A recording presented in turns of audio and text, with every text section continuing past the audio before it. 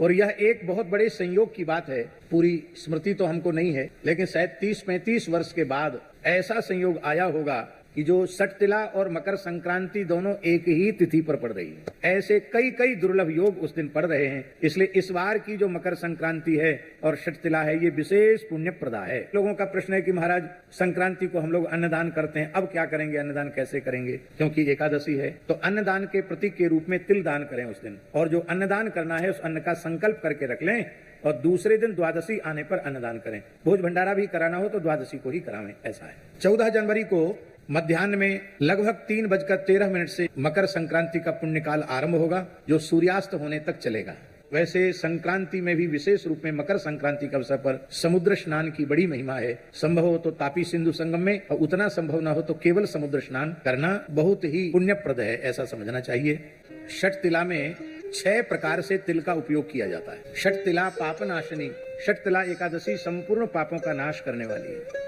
क्या करना चाहिए 6 प्रकार से तिल का उपयोग, ध्यान से सुने। तिलोदवर्ती, तिल को भिजा दो और उसको फिर सिल्लोड़ी पर पीस कर, आजकल सिल्लोड़ी तो घर पे है नहीं, मिक्सी है, जो उपलब्ध है साधन उसी से पीस करके स्नान करके पवित्र होकर के फिर उसी तिल का उबटन अपने सारे शरीर में लगाना।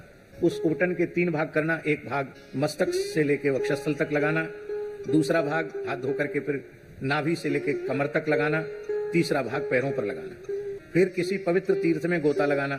तो कैसे, तिल स्नाई, या तो लोटा में तिल डाल दो स्नान करो, अथवा थोड़ा तिल छोड़ दो जमुना जी गंगा जी में, फिर गोता लगाओ।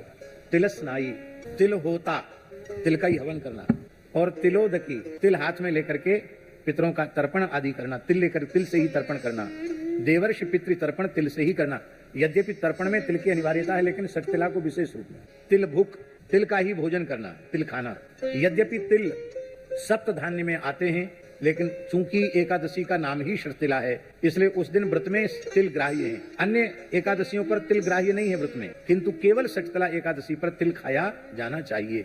और तिल दाता च, कम से कम 1 सवा सेर तिल, और उसको दक्षिणा सहित सामर्थ्य हो तो उसमें स्वर्ण रख करके तब किसी पवित्र ब्राह्मण को दान करना। ये 6 प्रकार से तिल का उपयोग करने से संपूर्ण जीवन के पाप नष्ट हो जाते हैं। भगवान यज्ञवाराह के पसीने से तिल की उत्पत्ति हुई है, इसलिए तिल को बहुत पवित्र माना गया।